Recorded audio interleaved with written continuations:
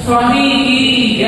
आचार्य भगवंत कुंद देव की जय। आचार्य भगवंत विराट सागर जी महाराज की जय। आचार्य भगवंत विशुद्ध सागर जी महाराज की जय। दीक्षा शिक्षा दाता संयम प्राण प्रदाता गुरुदेव विभव सागर जी गुरुदेव की जय। आरिका में सिद्ध श्री माता जी की वंदनीय आरिका संघ की वंदन। प्रिय बंधुओं, अपना विषय चल रहा है दर्शन पाठ, और दर्शन पाठ में कल हमने जिनेंद्र भगवान के दर्शन की महिमा को जाना था। अर्थात जिनेंद्र भगवान के दर्शन पापों का नाश करने वाला है, स्वर्ग की सीढ़ी है और मोक्ष का साधन है, ऐसा जाना था। इसी क्रम को आगे बढ़ाते हुए आज इसी दर्शन पाठ में प्रवेश करते हैं। क्या कह रहे हैं हमारे इस काव्य में? जय श्री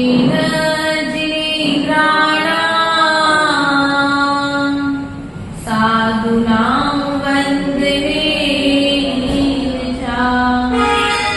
नातिष्ठति चिरं पापम् छिद्रहस्ते यतोदकम्। अर्थात पूर्व में कहा था दर्शनम देव देवस्य दर्शनम पापनाशनम। जिनेंद्र देव के दर्शन कौन कौन करता है? भैया आप करते हो, जितने बैठे सभी करते हैं, लेकिन आप लोगों के अलावा भी कोई दर्शन करता है क्या? तो कहा जो 100 इंद्रियों से बंधित है। कितने इंद्रियों से बंधित है? 100 इंद्रियों से बंधित है। वे 100 इंद्र कौन से है?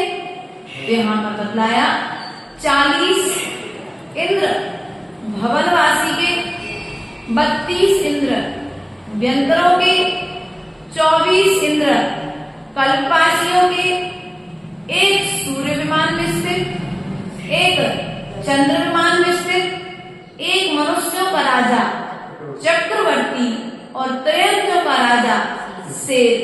इस प्रकार से जो 100 इंद्रों से बंधित हैं, ऐसे अरहंत देव की वंदना हम लोग करते हैं। हम सामान्य देवों की वंदना नहीं करते। करते हो क्या? उन्हें साधर्मी की तरह प्रेम और वात्सल्य देना। अपने मंदिर में यक्ष यक्षिणियां विराजमान है ना, तो आप उन्हें अनंत देव की तरह पूछते हो कि अनंत देव की भक्ति की तरह पूछते हो? जैसे आप प्रभु की पूजा करते हो, ऐसे ही ये देव स्वर्ग से आकर के प्रभु की पूजा करते हैं, और तुम्हें पूजा करते देख करके वे प्रसन्न होते हैं और प्रसन्न होकर के तुम्हारे कार्यों में सहयोग करते हैं।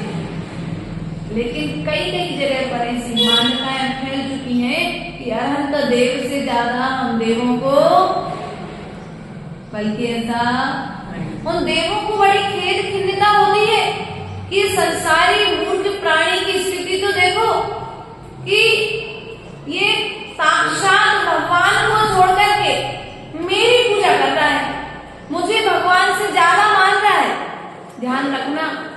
जो सच्चा पुत्र होता है ना, उत्तम पुत्र जो होता है ना, उसे अपने माता पिता का सम्मान देख करके खुशी होती है।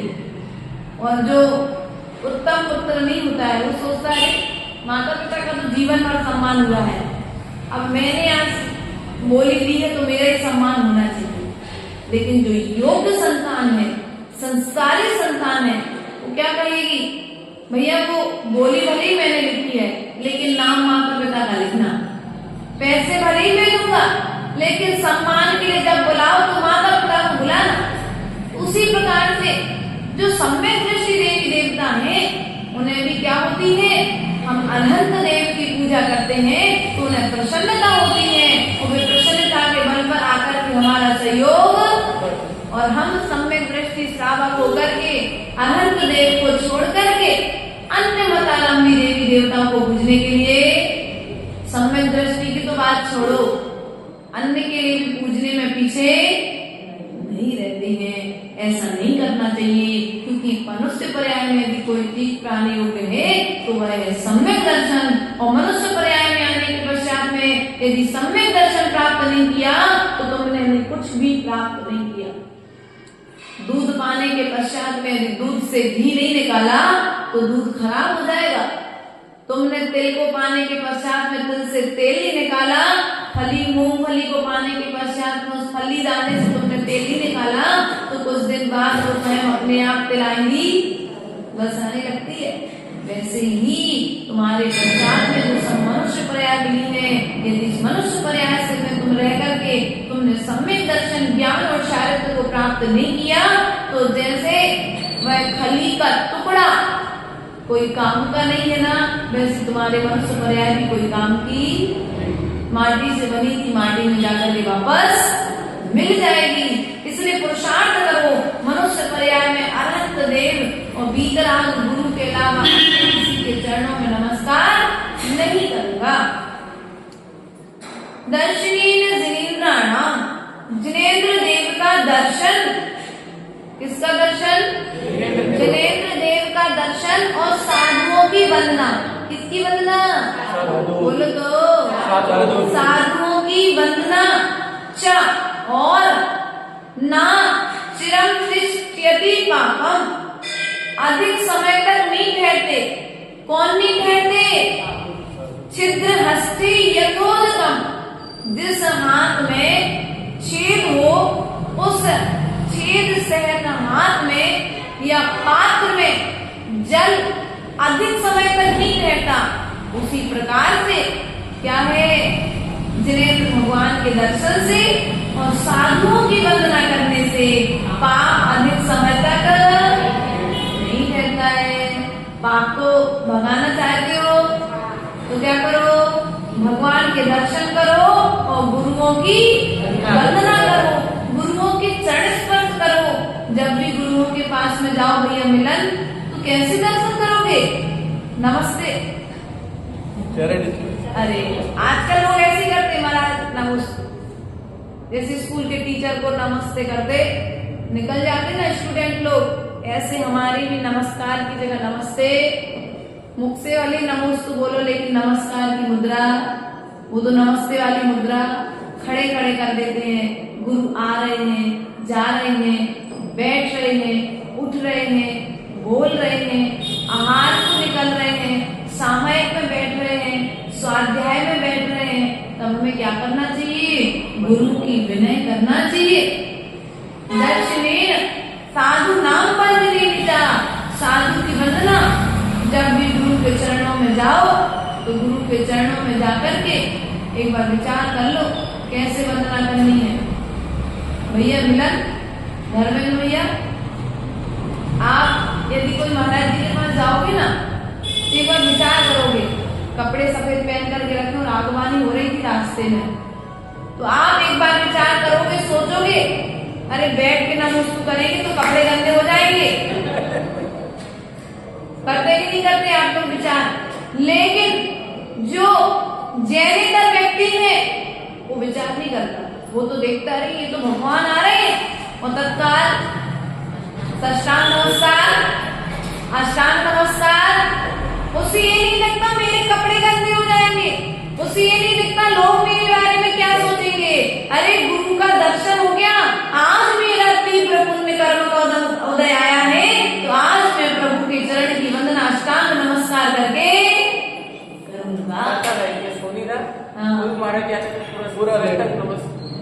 में कह रहे हैं और आपने कितनी बार अष्टांग नमस्कार किया? क्यों? क्योंकि भीतर से प्रफुल्लता नहीं, उतनी विशुद्धि ने अभी जन्म नहीं लिया कि आपका अष्टांग नमस्कार करने का भाव बन जाए। बल्कि बताया पूर्व में कई बार हम लोगों ने देखा है मंदिर में श्रावक भी रहते थे तो प्रभु के अष्टांग नमस्कार करके वंदना करते थे। महिलाओं के लिए गवासन से व्यवस्था बताई है। तो आज लोग घोड़े चाल में नमस्कार करती भगवान को। घोड़ा देखा? बैठते क्यों नहीं बन रहा आप लोगों से?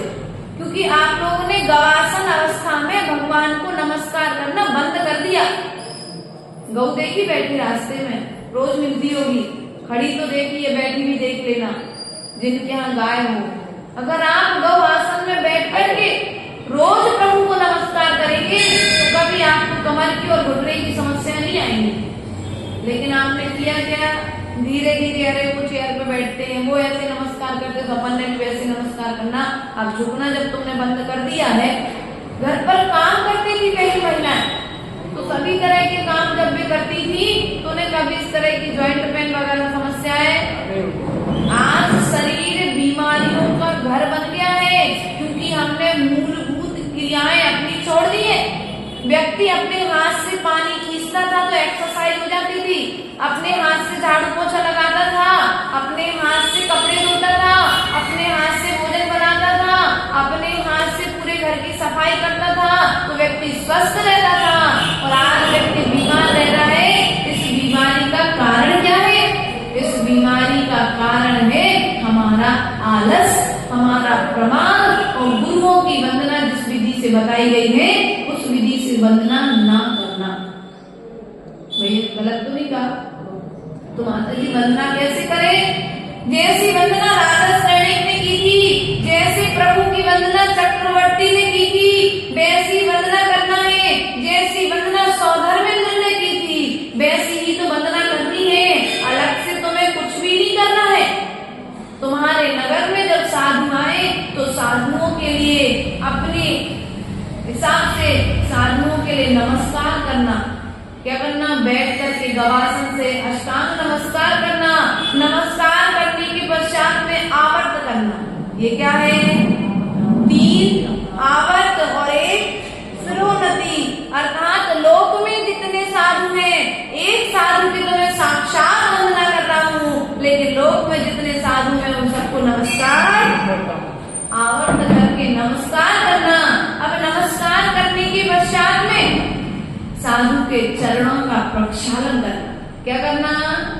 माताओं, अरे चौका में आएंगे तब कर लेंगे, कुएं का पानी नहीं रखते आजकल घर पर कि साधु का प्रक्षालन कर सके। बोरिंग का गिनर का पानी मिलेगा तो साधु कराते भी नहीं है, ध्यान रखना। अब साधु के चरण वंदना करें, पाद प्रक्षालन करें। पाद प्रक्षालन करने के पश्चात में पुरुष वर्ग है तो चरण छू ले, और महिला वर्ग है तो दूर से गवासन से नमोस्तु कर दे। नमोस्तु करने के पश्चात में गुरु को उच्चासन दे। उच्चासन देने के पश्चात में उन्हें ज्ञान का उपकरण शास्त्र भेंट दे। क्या करना है? ज्ञान का उपकरण शास्त्र भेंट में दें, और शास्त्र भेंट में देने के पश्चात में उनकी कुशलता पूछें। आपका रत्नात्रय कैसा है? आपकी शक्ति कैसी है? आपका व्यवहार कैसा हुआ? आते जाने में आपको कोई तकलीफ तो नहीं हुई?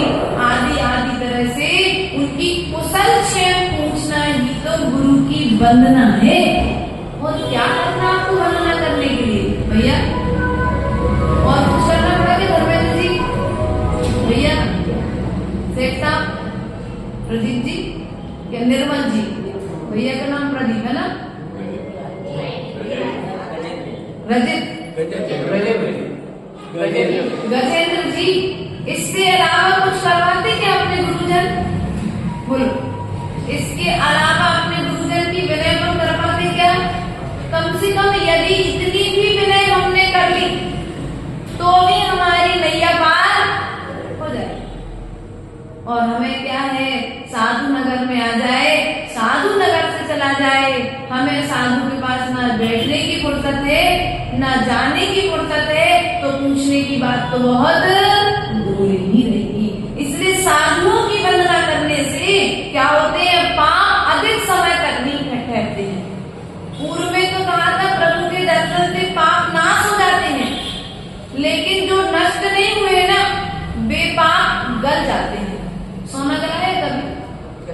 चांदी गलाई, गलाने के बाद बिस्किट बना लिया, बिस्किट बनाने के बाद पुनः उसे आभूषण पिलगा करके पुनः आभूषण बना लिया।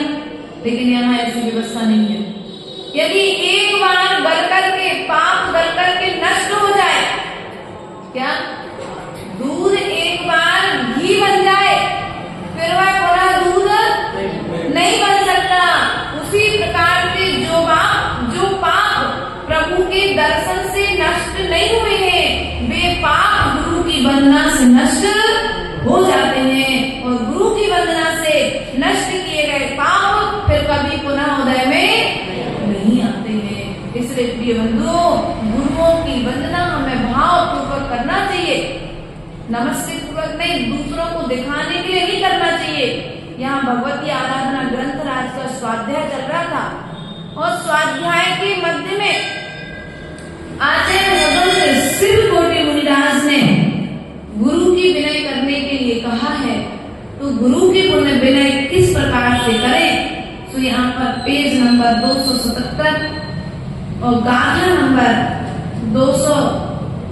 303 और 302 नंबर की कारिका के माध्यम से आचार्य परमेश जी कहते हैं कि मन वचन काय से जो उपचार विनय नहीं करता वह मन से गुरुओं की अवज्ञा करता है। क्या मन से, मनोज जी, मन से वचन से काय से आपने गुरु की विनय नहीं की, अरे आ गए थे तो दो, आ गए लोग तो हैं तो वो कर लेंगे उनकी सेवा, हमें क्या करना है, ऐसा सोचते ना कभी कभी, नहीं सोचते पर लोग, अरे दीपक और अभिषेक लगे तो है, माता जी को हो जाएगी व्यवस्था, हमारी क्या जरूरत होगा। नहीं भैया, दीपक और अभिषेक से नहीं होगा काम। दीपक अभिषेक जो करेंगे ना धर्मेंद्र भैया या धर्मेंद्र भैया जो काम करेंगे उसका फल धर्मेंद्र को मिलेगा, मिलन को नहीं मिलेगा। और मिलन जो काम करेगा उसका फल मिलन को मिलेगा, उसका फल निर्मल जी को नहीं मिलेगा। उसी प्रकार से हमें विचार करना है, पुण्य करने का हमें मौका ढूंढना चाहिए।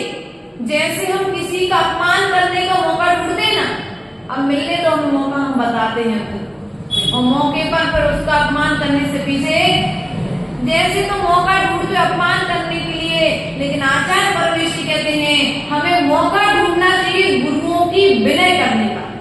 कब मुझे सौभाग्य मिले और मैं गुरु की विनय करूं, यहाँ पर कहते हैं जो गुरुओं की मन से, वचन से और काय से विनय नहीं करता है अर्थात उनकी अवज्ञा करता है, तो वह क्या कहते हैं, गुरु जब आए तो उनके आगे आने पर खड़ा नहीं होना। गुरु आ गए, महाराज जी मंदिर में बैठ गए, शांति धारा होने लगी, अपन खड़े नहीं हुए, बढ़िया पूजन में लीन है और देख भी लिया कि महाराज जी आ रहे हैं, माता जी आ रहे हैं, तब भी वो बढ़िया आराम से बैठे रहते हैं। नहीं, ये अभिनय है, ये ज्ञान दर्शन चारित्र का दोष है। यदि तुम ज्ञान दर्शन चारित्र को प्राप्त करना चाहते हो तो क्या करो, बोलो तो जब गुरु आए तो खड़े हो जाओ। क्या करना है माताओं, जब गुरुजन आए तो खड़े हो जाओ। उसके पश्चात में गुरुओं के आगे आगे नहीं चलना, गुरु के बाजू से नहीं चलना। क्या गुरु के छाया, जितनी छाया उनकी पड़ रही उतने पीछे चलना चाहिए और ज्यादा नहीं तो कम से कम एक हाथ पीछे तो गुरुजनों से चलना ही चाहिए, गुरु के आगे आगे नहीं चलना। वरना हमने देखा व्यवहार कराते में अपन ने अपने 4-5-6 लोगों के ग्रुप बनाए और अपने अपने ग्रुप में महाराज जी माता जी से 2 लोग कर दिए स्थायी, 3 लोग आगे हो गए, 3 लोग पीछे हो गए। अब इतने पीछे हो गए कि अपन चल तो सुरक्षा के लिए रहे थे, लेकिन बातों बातों में इतने आगे हो गए कि आगे वाले की गाड़ी का भी होश नहीं, पीछे से आने वाली गाड़ी का भी होश नहीं, और सामने वाले ने गाड़ी डाली और साधु का एक्सीडेंट कर देती थे। जब आप व्यवस्थाएं के लिए जा रहे हैं तो आगे चलने के लिए सुरक्षा की दृष्टि से चलना, बातें करने के लिए नहीं चलना, फोटो खिंचाने के लिए नहीं चलना, वीडियो बनवाने के लिए आगे नहीं चलना गुरुजनों से। क्या आजकल वीडियो फोटो का जमाना है, व्यक्ति मर्यादाओं को भूल रहा है। वीडियो और फोटो के चक्कर में साधुओं के बिल्कुल इतने निकट पहुंच जाता है कि वह अपनी मर्यादाओं का उल्लंघन कर बैठता है। इसलिए फोटो और वीडियो उतने ही बनाना चाहिए जितने में गुरु की विनय बनी रहे, वरना हर समय क्या करोगे? साधना छोड़ करके तुमने मोबाइल आदि में उलझा लोगे। इसलिए प्रिय बंधुओं, क्या कहा? गुरुजनों के पीछे चलना, हाँ, अर्थात उनकी आने पर हाथ नहीं जोड़ना। क्या नहीं करना? हम लोग ने देखा है ऐसे, जब हम लोग स्वाध्याय प्रेमी जो मंदिर है या मंडल है, अभी इंदौर में थे, तो मंदिरों की वंदना करने जाते थे, तो वहां जो श्रावक श्रेष्ठी रहते थे, वे दिगंबर गुरुओं को देखकर खड़े नहीं होते थे, वो देखकर के हाथ नहीं जोड़ते थे। क्यों? उनकी दृष्टि में वो साधु साधु ही नहीं, वो कहते पंचम काल में साधु ही नहीं होते हैं। भैया अष्टपावड़ ग्रंथराज में स्पष्ट लिखा है, जब तक पृथ्वी पर अग्नि और पानी रहेगा तब तक भावलिंगी संतों का विसर्जन रहेगा, और जिस दिन अग्नि और पानी समाप्त हो जाए उस दिन समझ लेना अब भावलिंगी संतों का होना समाप्त हो चुका है। इसलिए गुरु आते हुए दिखें तो हाथ जोड़ लेना, स्तुति नहीं करना, उनके चरण स्पर्श नहीं करना, उनकी स्तुति नहीं करना। उसके पश्चात में गुरु के सामने आसन पर बैठे रहना। चलो जमीन पर तो बैठे थे, तुम लोग को आसन ही तो तुम लोग के लिए एक प्रकार से गुरुजन आ रहे हैं, बैठ रहे हैं, अपने आराम से बैठ रहे हैं। बैठ तो सकते, लेकिन देखो एक ने त्याग किया कम से कम स्कूल का। जो त्याग कर सकते हैं उनको तो कोशिश करना चाहिए, और जिनकी मजबूरी है उनकी बात अलग है, लेकिन जो त्याग कर सकते हैं उनको तो नीचे बैठना ही चाहिए, ऊंचे आसन पर बैठना, उनके आगे चलना, निंदा करना, कठोर वचन बोलना। अरे आपको क्या पता, तू गए देखा है महाराज जी के उससे क्या किया तुमने? धीरे से पहले बैठे भी, महाराज जी माता जी के मित्र भी बने, और मित्र बनकर के फिर बाद में बुराई करने लगे। नहीं, कभी भी गुरुजनों की निंदा नहीं करना, कठोर वचन नहीं बोलना, गुरुओं के सामने चिल्लाना नहीं, दूसरे को भी नहीं, और गुरु के ऊपर तो चिल्ला ही नहीं सकते आप लोग, लेकिन कभी भी गुरु के सामने जोर जोर से बातें नहीं करना। कभी भी ध्यान रखना, कमेटी की मीटिंग हो, समाज की मीटिंग हो, समाज से श्रावक कर लेना, कभी साधु को अपनी मीटिंग के बीच में, क्योंकि सबसे ज्यादा अभिनय श्रावक उस समय करता है जब साधु को अपने समाज के मैटरों में उलझाता है।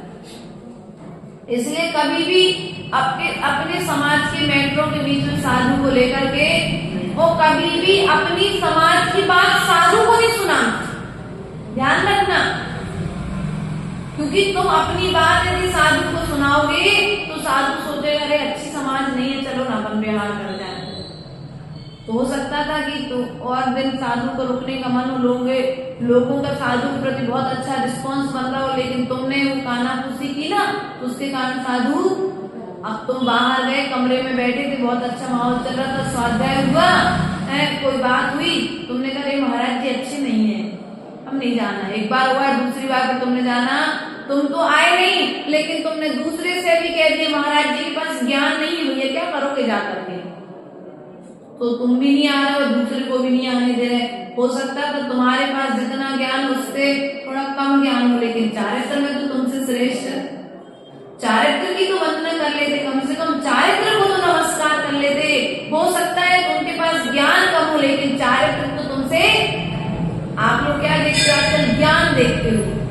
ज्ञान तो ध्यान रखना, प्रत्येक प्राणी के पास में ज्ञान है, लेकिन ज्ञान का फल चारित्र हर किसी के पास में नहीं है।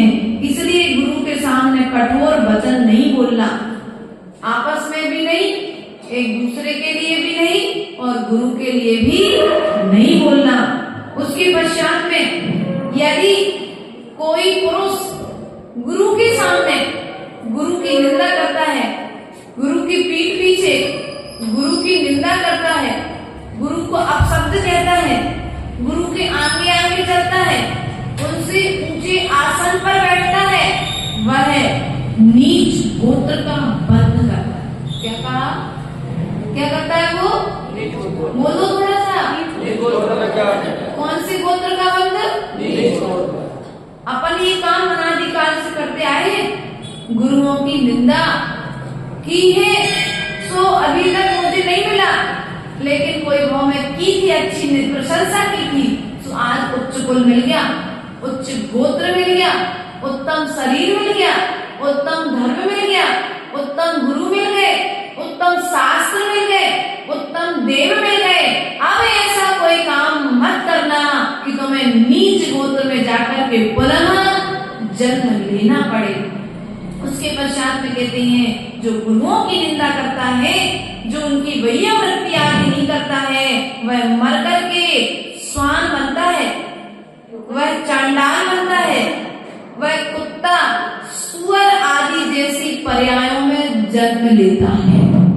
कल अपन ने पढ़ा था सोम शर्मा और अर्गिला नाम की जो ब्राह्मण की पत्नी थी, वो मुनि निंदा के, धर्म की निंदा के प्रभाव से, गुरु की नहीं, धर्म की निंदा अर्थात मुनिराज की निंदा की थी। महेंद्र सूरी नाम के जो मुनिराज थे, उनसे उपदेश सुनकर के आए थे वायुभूति और अग्निभूति, दोनों ब्राह्मण पुत्र जो संबोधन सुनकर के आए, तो उन्होंने श्रावक के व्रत धारण कर लिए, और श्रावक के व्रत धारण करने के पश्चात में जब उन्हें प्राप्त पता हुआ कि इनकी तो बुद्धि परिवर्तित हो गई और वाद विवाद में ये हार गए हैं, तो उन्होंने धर्म की भी बहुत निंदा की और धर्मात्मा स्वरूप गुरु की भी निंदा की। उसके प्रभाव से वह सोम शर्मा चांडाल बना, और वह जो उसकी पत्नी थी अर्गिला, वह कुटिया बनी थी। अब विचार करो आपको क्या बनना है, मनुष्य से देव बनना है कि मनुष्य से स्वान और सुअर बनना है? यदि देव बनना है तो देव बनने वाले काम करो ना, गलत मत लेना भैया। गलत अपन काम कौन से कर रहे हैं, ये तो सबको अपने अपनी पता है। यह सर्वज्ञ के ज्ञान में झलक रहा है हमारी वर्तमान करनी, वर्तमान परिणाम, वर्तमान के भाव, वर्तमान का व्यवहार। बाकी सामने वाला आपके परिणामों को नहीं पकड़ सकता, आपकी बाहरी क्रियाओं को देख करके कह सकता है प्रदीप जी आप ऐसा करते हो, लेकिन भीतर में आपके परिणाम क्या चल रहा है इस चीज को कोई नहीं देख सकता आपके अलावा। इसलिए अपने परिणामों को प्रतिपल अध्ययन करते रहो। हमने दूसरों को देख करके अध्ययन किया है, सामने वाला ऐसा करता है, सामने वाला ऐसा करता है, कहीं तुम भी तो वही काम नहीं कर रहे जो सामने वाला कर रहा था। उसके फल से तुम्हें कहां पर जाना पड़ेगा, या तो कुत्ता बनना पड़ेगा या सुअर आदि पर्यायों में जाकर के जन्म। सुअर कौन बनता है? जो दूसरे की निंदा करता है वो सुअर बनता है। हाँ, चाहे साधु हो चाहे श्रावक हो, क्योंकि अपने मुख से गंदे शब्द निकाले तो दरवाजे पर गंदगी खानी पड़ेगी। दरवाजे जाकर के मल कौन खाता है? और हो सकता है तुमने जिसकी बुराई की उसके दरवाजे पे जाकर उसका ही मल खाना पड़े। करता नहीं करता। हम लोग एक दिन ये नसिया जी जा रहे थे और एक दिन रास्ते में आहार को जा रहे थे तो बहुत सारे सुअर दिख रहे थे। तब बस ये गंदगी निंदा का फल है, ये दिख रहे हैं गंदगी खा रहे हैं। जूठन जाठन जो पिकी थी वो हिंदू सम्मेलन के बाद सबकी वो जूठन चाठन मल त्याग रहे लोग, वहीं जाकर के उनको मल को ग्रहण, क्योंकि उन्होंने इस मुख से दूसरे की प्रशंसा कर सकते थे, अच्छे शब्द बोल सकते थे, सो नहीं बोले। अब नहीं बोले तो गंदगी खाओ भैया, वही तुम्हें व्यवस्थित लगेगी, वही तुम्हें स्वादपूर्ण तरीके से स्वाद देगी, क्योंकि तुम्हें निंदा करने में स्वाद आ रहा था ना। इसलिए अब तुम निंदा का फल मल को ग्रहण करके प्राप्त करो। ऐसा आचरण कहते हैं। उसे क्या करना चाहिए? गुरुओं से रत्नात्रय की प्राप्ति, ऐसे जीवों को गुरुओं से रत्नात्रय की प्राप्ति नहीं होती। वह विनीत, जो विनीत होता है, गुरु भी ज्ञान हर किसी को नहीं देते भैया। धर्मेंद्र, गुरु ज्ञान हर किसी को नहीं देते। जिस शिष्य के भीतर में विनय होती है, गुरु ज्ञान उसी शिष्य को देते हैं। यदि ऐसा कहा है जिस शिष्य के भीतर में योग्यता नहीं है और तुमने उसे ज्ञान दे दिया, आचार्य गुरुदेव कहते शत्रु के हाथ में दी गई तलवार के समान हो गया। जिसको तलवार संभालने की योग्यता नहीं हो, योद्धा उसे तलवार नहीं देता सिखाने वाला। लेकिन यदि तुमने ज्ञान दे दिया, अरे हमें बहुत अच्छा, हमें तो बहुत अच्छा याद होता है, हमें बहुत अच्छा आता है, और यदि तुमने ज्ञान दे दिया तो निश्चित है वह कभी ना कभी दूसरे का घात और दूसरे का करे जाने का उस तलवार से अपना घात करेगा। इसलिए कभी भी अयोग्य पात्र के लिए गुरुजनों को अपना ज्ञान नहीं देना चाहिए। आगम की आज्ञा नहीं है, आगम की आज्ञा है गुरुजनों के लिए। पहले देख ले, ज्ञान का प्यासा है शिष्य, विनयवान है कि नहीं है। धरसेन आचार्य है, पुष्पदंत और भूतबली आचार्य के लिए नरवाहन और मेघवाहन नाम के जो मुनिराज थे उनके लिए ज्ञान दिया ना, तो पहले उनकी विनय की परीक्षा कर ली। 3 दिन तक उनकी विनय की परीक्षा की है, उसके पश्चात में उन्हें ज्ञान प्रदान किया है। उसके पश्चात उन्हें मंत्र दिया, मंत्र के माध्यम से उनके ज्ञान की परीक्षा की, उसके पश्चात में ज्ञान दिया है। ऐसा नहीं कि हमें तो याद हो जाते, आप तो हमें पढ़ाते ही नहीं हो, माता जी आप तो हमें बताते ही नहीं हो। ऐसी सोनिका भाभी आ जाए हमारे पास शिकायत करती हुई, तो पहले हम देखेंगे सोनिका की पात्रता क्या है। ज्ञान अकेली पात्रता है कि ज्ञान के साथ विनय भी है? ऐसा ना हो। छत्र चूड़ामणि ग्रंथ में कहा है, अयोग्य पात्र को दिया गया ज्ञान कुत्ते के मुख में डाले गए घी के समान है। मनोज भी बात समझ में आई नहीं आई? निर्मल जी भैया चेयरमैन हो, कुछ गलत बोल दिया क्या मैंने? चेयरमैन हो कि नहीं हो? ये लोग जमींदार हैं, इनकी जमीन पर आपकी चेयर टिकी है। तो आप लोग बड़े कि ये लोग बड़े? आप बड़े जमींदार हो, है ना? तो ध्यान रखना, कुछ गलत तो नहीं कहा। यदि कुपात्र के लिए दिया गया ज्ञान कुत्ते के मुख में पिलाए गए घी के समान है, छत्र चूड़ामणि ग्रंथ में आचार्य भगवंत ने स्पष्ट लिखा है कि स्वान को यदि घी पिलाओ तो क्या करेगा वो? बोलो, ताकतवर होगा? नहीं होगा, उसके मुंह में घी जाएगा, वो बमन कर देगा। बस ऐसे ही है, पात्र को दिया गया ज्ञान भी या तो वो उसे ज्ञान में परिवर्तित कर देगा या फिर दूसरे को देगा तो उसे भी अज्ञानी अपनी तरह अज्ञानी बना देगा। इसलिए पात्र का चयन होना चाहिए ज्ञान देने के पहले। उसके पश्चात में वह जो विनीत शिष्य है वह क्या करता है? प्रयत्न पूर्वक उनका गुरु का सम्मान करने का प्रयास करता है और अभिनय के दोषों से बचने का प्रयास करता है। अब यहाँ पर आचार्य परमेष्ठी ने गुरु की विनय के विषय में बतलाया है और हमने सुना है, कहा भी है। बहुत अगर कोई विनयवान शिष्य है जिनको अपने ज्ञान में वृद्धि करना है, उन्हें अधिक समय तक सोना नहीं चाहिए। बच्चों को आप लोग कितने घंटे सुलाते हो? कितने घंटे मोबाइल चलवाते हो? कितने घंटे खिलाते हो? अधिक गरिष्ठ खाना नहीं चाहिए, अधिक समय तक सोना नहीं चाहिए, अधिक बोलना नहीं चाहिए। क्या? अधिक बोलना नहीं चाहिए। कम हित मित और प्रिय, कम बोलो, अच्छा बोलो, हित में बोलो, प्रिय लगने वाला बोलो। ऐसा मत बोलो कि क्या बोल रहे स्वयं को ही नहीं पता, क्या कर रहे स्वयं को ही नहीं पता, इसका फल क्या होगा स्वयं को ही नहीं पता। अरे भैया, जब स्वयं को नहीं पता तो ऐसा काम ही क्यों कर रहे हो? ऐसी स्थिति में आचार्य गुरुदेव कहते थे, शांत होकर के बैठ जाओ। जब हम लोग कभी कभार मार्ग से विचलित होते थे, क्योंकि संसारी प्राणी थे, मन विचलित होता था कि अरे समाज की स्थिति देखकर कैसा लगता है, भैया घर में ज्यादा अच्छे थे। कभी कभी समाज सता देती है साधु को। ध्यान रखना, हर जगह अच्छी समाज नहीं मिलती धर्मेंद्र जी, हर जगह अच्छी समाज नहीं मिलती। कई कई समाज ऐसी मिलती हैं कि साधु को बुला लेंगी और बुलाने के बाद में फिर पूछेंगी नहीं, उनके पास जाएंगी नहीं, बैठेंगी नहीं, तो साधु सोचेगा भैया अपन को बुला तो लिया, चतुर्मास करा लेंगी, एक चौका लगवा दिए बढ़िया आराम से, चातुर्मास हो जाएगा और साधु बेचारा भीतर में किलक किलक करके वापस, क्योंकि स्वाध्याय का अभ्यास नहीं था। इसलिए आचार्य गुरुदेव ने कहा है, समाज के बीच में रहो, समाज से दूर रहो। क्या? समाज के बीच में रहो लेकिन समाज से दूर रहो, उनके प्रपंचों से दूर रहो, उनके प्रपंचों में मत पड़ो, क्योंकि समाज के श्रावक स्वयं ही उलझे हुए होते हैं और साधु को भी अपने विचारों से उलझा देते हैं। इसलिए श्रावकों निकटता बनाओ, जितनी निकटता में तुम्हारी साधना होती रहे बंटी भैया। और यदि हमारी साधना में विघ्न आया तो तुम्हारा श्रावक होना सार्थक नहीं हुआ। तुमने समाज की कोई इधर की उधर की बातें आकर के हमको सुना दी, अब मन में विकल्प होगा कि नहीं होगा? अब जब मन में विकल्प होगा तो साधना में विकल्प होगा, और साधना में विकल्प आएगा तो कर्म का बंध होगा, और कर्म के बंध का फल साधु को स्वयं ही भोगना पड़ेगा कि नहीं पड़ेगा?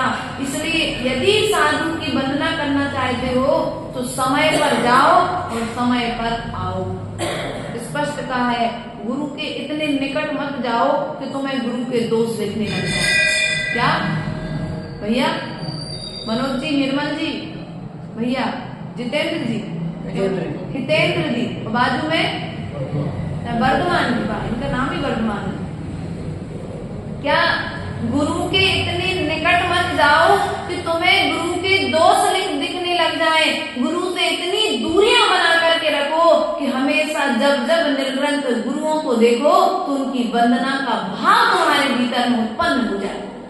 आप लोग क्या करते? आज समय में माता जी जब आप स्वाध्याय नहीं करो तब आऊंगा मैं। माता जी आप खाली कब मिलोगे? भैया खाली कब मिलेंगे? हम खाली कभी रहते ही नहीं।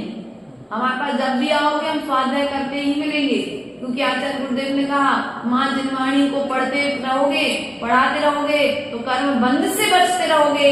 और तुमने सोचा कि अब जिनवाणी बंद करके श्रावक को समय दे दें, तो श्रावक स्वयं भी कर्म का बंध कर रहा है और हमें भी कर्म का बंध करा देगा। इसलिए स्वयं को इतना मजबूत रखो कि तुम्हें दूसरे के निमित्त से कर्म का बंध ना हो, और हम भी किसी दूसरे के लिए कर्म का बंध का कारण ना बने। ऐसा प्रयास और पुरुषार्थ हमें निरंतर करते रहना चाहिए। ऐसा आचार्य भगवंत ने आज गुरु की विनय के विषय में बतला है, अर्थात गुरु की वंदना। गुरु कैसे हो? अब गुरु का भी तो चयन करना पड़ेगा। मैं पहले तो देव का बता दिया, जो हितोपदेश हो, राग देश से रहे, तो ऐसे देव को नमस्कार करना है। गुरु भी कैसे हो? जटा वाले, रंगीन कपड़े वाले, बोलो तो श्रृंगार करने वाले। अरे कहाँ है देव? पेड़ में। गुरु कहाँ है? कोई नदी में। हमारे गुरु हमारे निर्ग्रंथ गुरु हैं, जिनके पास में कोई परिग्रह है। बोलो तो अरे महाराज जी मोबाइल ले लो, आप चले जाओगे तो हमसे बात करते रहना, मैं रोज रोज तो आ नहीं पाऊंगा। महाराज ने कहा ठीक है भैया, मोबाइल रख के ले रहे। अब बैलेंस कौन डलवाएगा भैया बंटी इसमें? महाराज मैं हूं ना, आपको क्यों चिंता करना पड़ेगा? हर महीने आप तो बस एक फोन कर देना, मैं बैलेंस डलवा दूंगा। अब बैलेंस भी डल गया। बंटी ने तो दिन में लगाया 24 घंटे में एक बार फोन, लेकिन उस फोन से बाकी 23 घंटे क्या देखा गया, क्या चर्चाएं हुई, इसका कोई आपको ज्ञान है? बोलो। इसलिए यदि साधु को संभाल करके रखना है, आचार्य गुरुदेव कहते हैं जन संपर्क से दूर रहना चाहिए। इससे दूर रहना चाहिए जिसके मात्र 3 उपकरण, पिछी कमंडल और कितने उपकरण? पिछी कमंडल और। अब यहाँ पर कसाय होती है 25। कितनी होती है कसाय? 25 भेद रूप में, और मूल रूप में कितनी होती है? मूल रूप में कितनी होती है? क्रोध, मान, माया और, मैंने कहा 5 कह रही, कौन सी होगी भाई 5? इसलिए बोल रहा है क्रोध, मान और माया और लोभ। 4 कसाय होती है। 4 कसायों में अनंतानुबंधी, अप्रत्याख्यान, प्रत्याख्यान, संख्यान, हास, रति, अरति, शोक, भय, विवक्षा।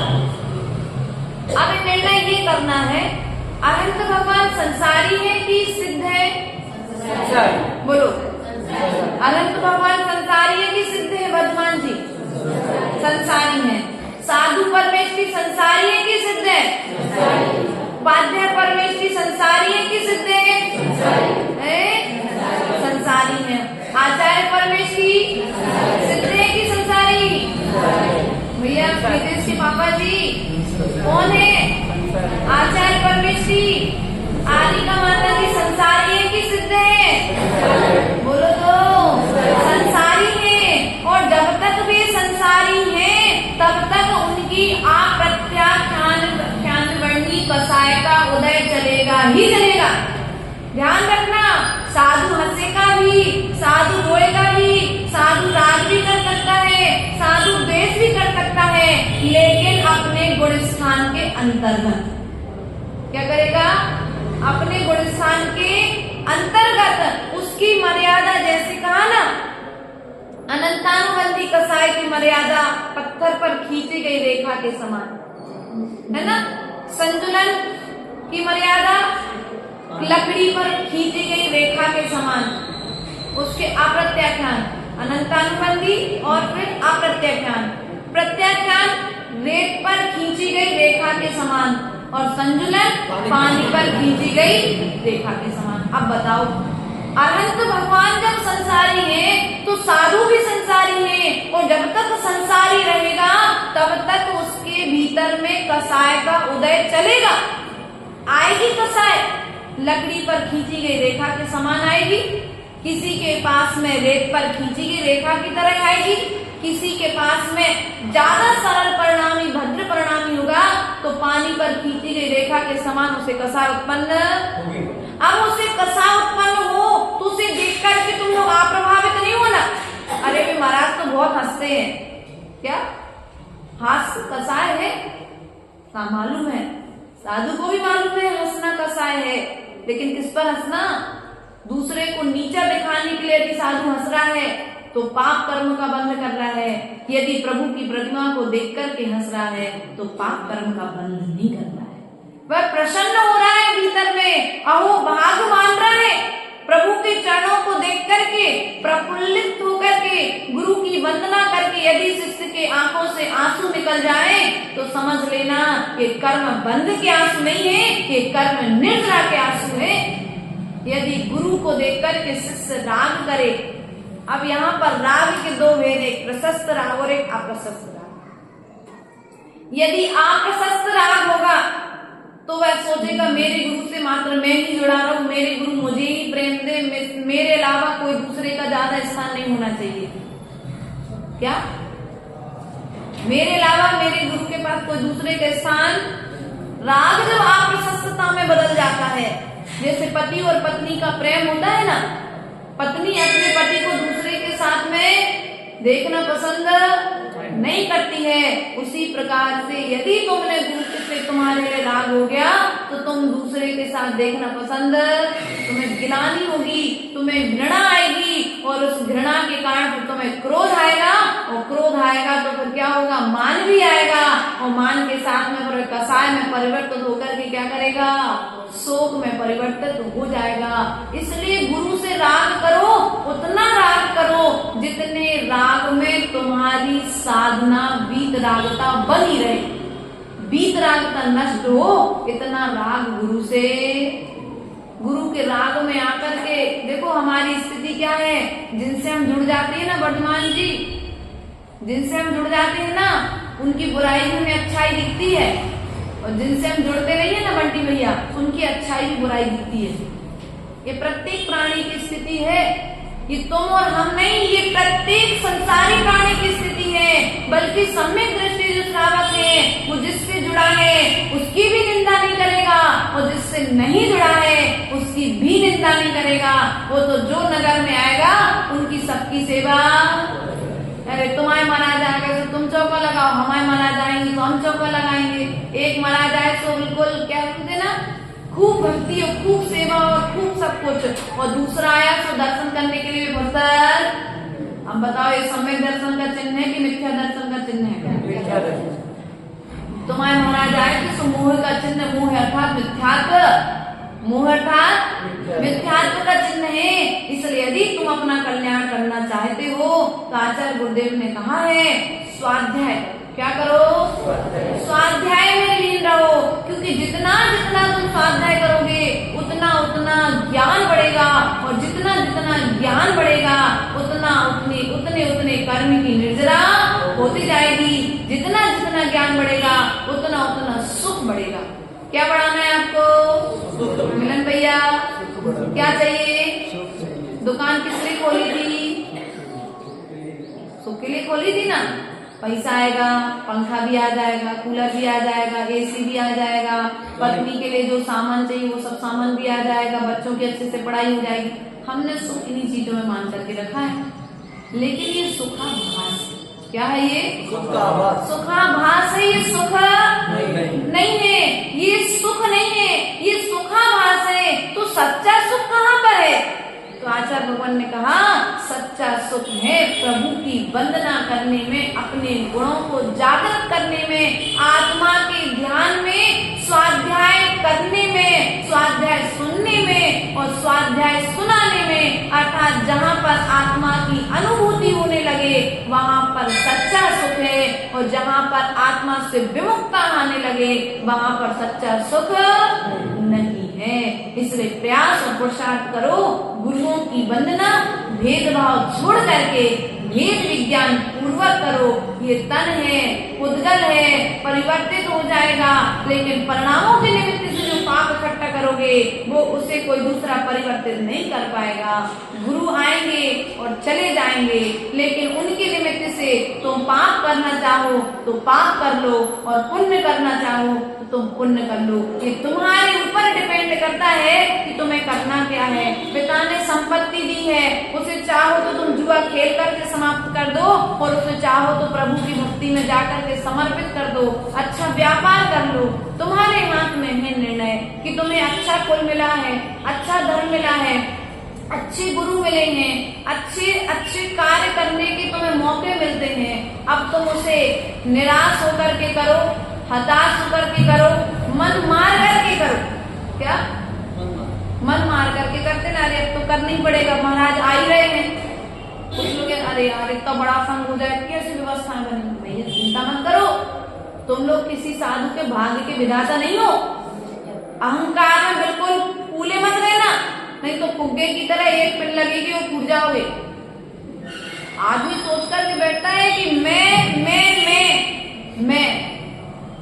कर रहा हूँ सब कुछ, मैं कुछ नहीं कर रहा हूँ। भैया साधु आएगा, अपना भाग्य साथ में लेकर के आएगा, साधु के पुण्य से साधु की व्यवस्था अपने आप हो जाएगी। हम तो उनके पुण्य के सेवक हैं, ऐसा मान करके चलना। मिलन भैया, रितेश भैया, हम साधु के पुण्य के सेवक हैं। साधु का पुण्य होगा तो सब व्यवस्थाएं होंगी। हमें तो मात्र वैयावृत्ति करके अपने पुण्य को गाढ़ा करना है। क्या करना है? दूध को गाढ़ा करते हो आप लोग माता? दूध को गाढ़ा किया कि नहीं किया? गाढ़ा दूध अच्छा लगता है कि पतला दूध? अच्छा सत्य होता, गाढ़ा दूध ज्यादा अच्छा लगता है। ऐसे पुण्य को गाढ़ा करने के लिए हमें साधु को देखो, भगवान कभी कहीं जाते नहीं है। भगवान एक बार जहाँ बैठ गए वहीं रहेंगे।